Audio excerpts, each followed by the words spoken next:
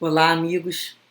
Bem-vindos a mais um estudo aqui no nosso canal, nessa nossa playlist, em que estamos realizando o estudo diário nesse mês do livro Jesus no Lar. E rogamos inicialmente sempre a Deus a permissão, a compreensão e, além de tudo, que essas lições se fixem em nossas almas, acordando as nossas consciências. A lição escolhida de hoje tem como título O Imperativo da Ação. E ela assim nos diz: explanavam os aprendizes acaloradamente sobre as necessidades de preparação para o reino divino. Filipe, circunspecto, salientava o impositivo da meditação. Tiago, o mais velho, opinava pelo retiro espiritual. Os discípulos do movimento renovador, a seu ver, deviam isolar-se em zona inacessível ao pecado. João optava pela adoração constante, chegando ao extremo de sugerir o abandono das atividades profissionais por parte de cada um, a fim de poderem entoar hossanas contínuas ao Pai Amantíssimo. Bartolomeu destacava a necessidade do jejum incessante, com abstenção de todo contato com as pessoas impuras. Chamado à manifestação direta pela palavra indagadora de Simão, Jesus perguntou nominalmente: Pedro, qual é a água que desprende miasmas pestilenciais? Sem dúvida, respondeu Apolo, intrigado. É a água estagnada sem proveito. Sorridente, dirigiu-se ao filho de Alfeu, indagando: Tiago, qual é o peixe que flutua inerte na onda? É o peixe morto, senhor, redarguiu o discípulo desapontado. Bartolomeu, qual é a terra que se enche de matagais daninhos à plantação útil? O interpelado pensou e esclareceu. Indiscutivelmente, é a terra boa desprezada, porque o solo emperedrado e áspero é quase sempre estéril. O mestre, evidenciando sincera satisfação, concentrou a atenção em Tadeu e inquiriu: Tadeu, qual é a túnica que se converte em ninho da traça destruidora? É a túnica não usada. Endereçando expressivo gesto a Judas, interrogou: que acontece ao talento sepultado? Perde-se por inútil, Senhor. Logo após, assinalou com o olhar um dos filhos de Zebedeu e falou mais incisivo: Tiago, onde se acoitam as serpentes e os lobos? Nos lugares em ruínas ou voltados ao abandono. André, disse o Cristo, fixando o irmão de Pedro, qual é em verdade a função do fermento? Mestre, a missão do fermento é dar vida ao pão. Em seguida, pousando nos companheiros o olhar penetrante e doce, acrescentou bem-humorado: o templo está repleto de adoradores e a miséria rodeia Jerusalém. Se a luz não serve para expulsar as trevas, se o pão deve fugir ao faminto, e se o remédio precisa distanciar-se do enfermo, onde encontraremos proveito no trabalho a que nos propomos?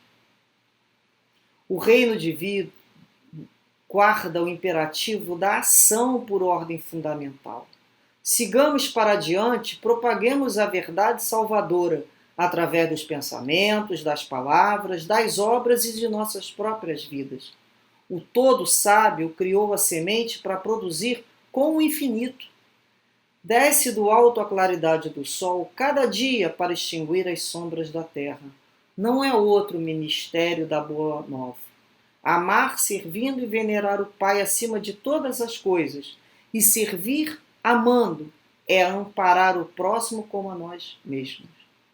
Pautar-se por essas normas em nosso movimento de redenção é praticar toda a lei. Uma lição que nos acorda para terminarmos com aquelas ideias da adoração sem finalidade. A gente sempre lembra lá do profeta Oséias quando diz, né, que Deus não quer sacrifício, Deus quer misericórdia, Ele quer amor no nosso coração. Então não adianta termos uma fé, uma adoração a Deus inoperante, que não serve para nada. Pelo contrário, ainda irá nos pesar, porque se cobrará mais daquele que sabe, que tem. Aquele será mais cobrado. Por isso que Jesus, né, nos diz que o verdadeiro cristão, ele é reconhecido pelas suas obras. E não pela quantidade de prece, de adorações, de oferendas, ou de jejuns, ou de ficar ajoelhado, nem de quantas vezes rezou tal salmo ou deixou de decorar o Antigo ou o Novo Testamento. Nada disso adianta. Se não for para ter como finalidade esse entendimento de fé de Deus, para amá-lo, obedecendo-lhe as suas diretrizes, que significam, na realidade, o amor ao próximo e a nós mesmos. Então, Tiago, em sua epístola, né, numa das epístolas de Tiago, a 2, ele fala: a fé sem obras é morta.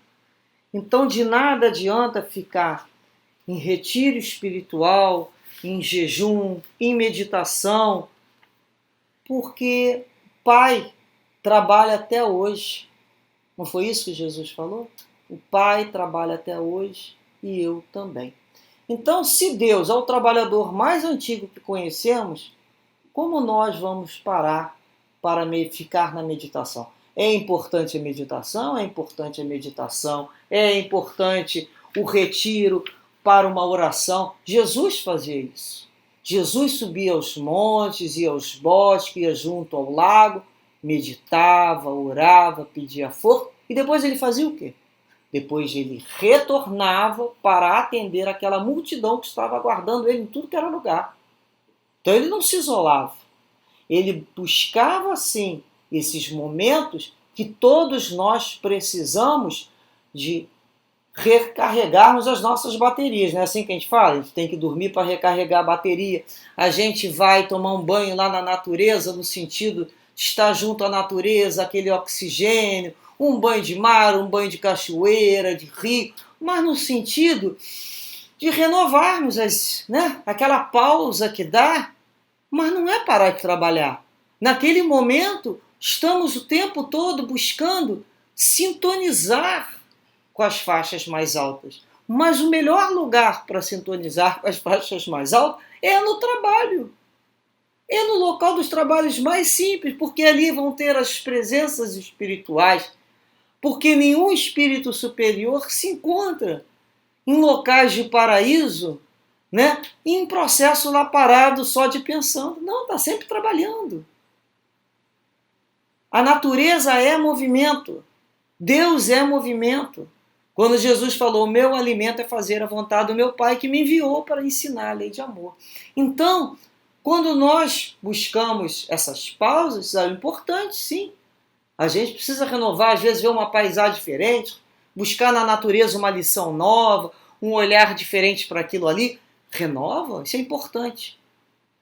Mas é para ir e voltar para o trabalho, e não para ficar. Nosso objetivo aqui é sempre o trabalho. E quando a gente pensa em trabalho, é todo serviço útil em nome de Deus. Que dessa maneira, então, sejamos aqueles, né, que não vão desperdiçar o momento, a nossa fé, o nosso talento, o nosso desejo de ajudar. Que não sejamos a água estagnada, nem a roupa inutilizada. Que possamos estar junto, observando em nós esse tempo, o tempo de hoje que Deus nos oferece para agirmos no bem. É a ação, é o imperativo de ação, de movimento. Até a prece é movimento. Que saibamos utilizar em cada momento o movimento necessário. É aí que se reside o equilíbrio. Que Deus, assim, nos abençoe, nos fortaleça e nos dê sempre o bom ânimo para estarmos agindo junto ao bem, no bem e com essas forças de Jesus, que representam sempre o bem na humanidade. Muita paz a todos. Graças a Deus.